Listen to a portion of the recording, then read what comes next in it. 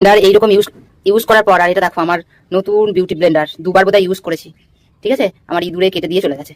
বাইরে রেখেছিলাম পরিষ্কার করবো বলে, ইঁদুরে কেটে দিয়ে চলে গেছে। কি যে কষ্ট লাগে কি বলবো।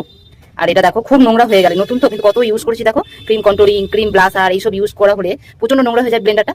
তো প্রচুর নোংরা হয়ে গেলে কি করে পরিষ্কার করবে। এর উপরে আমি একটু নারকেল তেল নিচ্ছি, দেখতে পাচ্ছ কিনা বুঝতে পারছি না।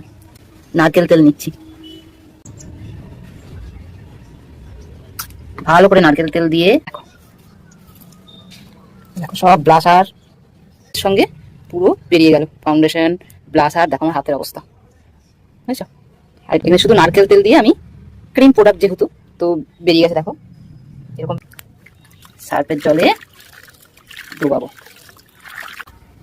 কেমন পরিষ্কার হয়ে গেল। আরেকবার শ্যাম্পু নেবো, ভালো করে দেখো। এরপর আমি আরেকবার শ্যাম্পু দিয়েছি,